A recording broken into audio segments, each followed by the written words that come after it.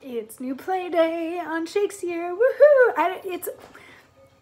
It's always so much fun to me when we start a new play. I mean, I love digging through all of them and getting to know all of the plays a little bit better than I did, or some at all for the ones that I hadn't read prior. But new play day is always just fun because we get to meet new characters and launch off on a new journey and forget about the horrors and ghosts and moving forests of the previous play. And we get to dig in today to Measure for Measure, which I'm sure you know. No, I'm kidding. Measure for Measure is not a play that is done very often, and that's fine.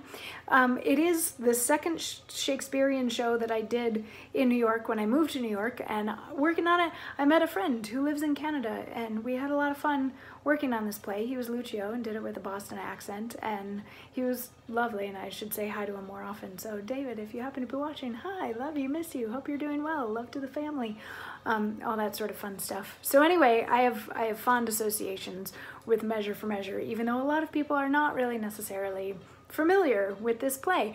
And there's a good reason for that. A lot of people don't like to tackle this play because it's considered one of the problem plays. Now, originally, way back in the day, Shakespeare's plays were basically categorized into three categories: comedies, tragedies, histories. Pretty straightforward. As You Like It is a comedy. Hamlet is a tragedy. Henry VI is a history. You know, it's pretty clear delineations, though arguably some people would say that Hamlet is a problem play, but I disagree. Anyway, well, maybe we could get into that later. But there are a few plays that, like Measure for Measure, was originally categorized as a comedy, and there are a lot of comedic elements to it. There's some really fun clowns, there's a bajillion dick jokes, there's lots of sexual innuendo, all of the stuff that exists in a lot of Shakespearean plays, and specifically Shakespearean comedies. But at the heart of it is like one of the worst would you rather questions that exists on the stage.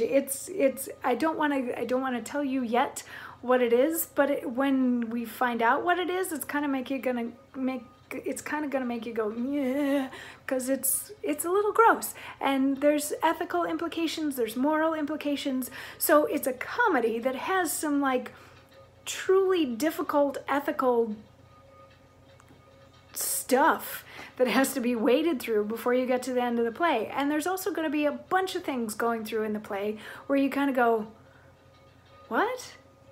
And that's fine. Just know that that's fine. It is a little bit of a weird play, and you have to get into a specific mindset to be able to understand some of the characters. And if you can't get into that mindset, that's fine. I know people who've played some of these characters that were still like, what on earth am I doing, and why am I doing this? This makes no sense.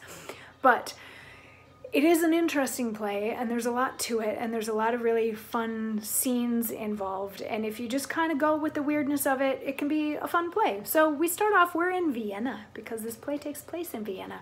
And we are with the Duke of Vienna, whose name is Vincenzo, or something along those lines. I don't have an Italian accent, so I'm not good at pronouncing those names. And then there's a lord with him whose name is Aeschylus, who's been a lord and advisor and all that sort of thing for a very, very long period of time. And they come in, and there's attendants and messengers around them, as happens with courtly types. And the Duke says Aeschylus, and Aeschylus says Duke, and the Duke says, of government, the properties to unfold would seem in me to affect speech and discourse, since I am put to know that your own science exceeds in that the lists of all advice my strength can give you. Then no more remains but that. To your sufficiency as your worth is able, and let them work. The nature of our people, our cities, institutions, and the terms for common justice, y'are as pregnant in as art and practice hath enriched any that we remember. There is our commission, from which we would not have you warp. Call hither, I say, bid come before us Angelo. What figure of us think you he will bear? For you must know, we have with special soul elected him our absence to supply, lent him our terror, dressed him with our love, and given his deputation all the organs of our own power. What think you of it?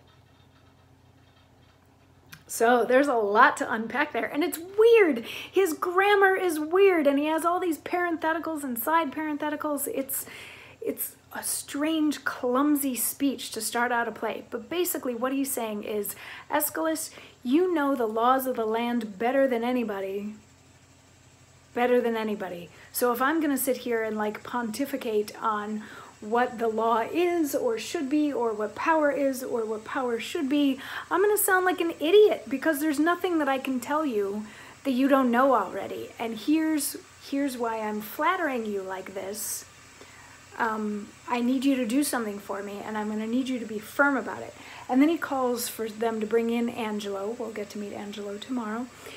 And before Angelo comes in, he comes back to Aeschylus and says, like, you have to know that, like, I'm going to be taking a little bit of a vacation, but I'm leaving Angelo in charge, and I am giving him all of the power, all of the directives to do all of the things, to enforce whatever he wants to from a legal perspective, to, you know, to really lay down the law. I give him all of my power. So what do you think? Is he going to do a good job? Did I pick the right guy to do that? Is basically what the Duke is saying with this very strangely convoluted speech. And Aeschylus is like, Angelo's the perfect choice. And then Angelo comes in, and then the Duke has to tell Angelo what his new job is. And we will get to hear about that tomorrow in another long, convoluted speech full of weird grammar. I will see you then for that. Mwah.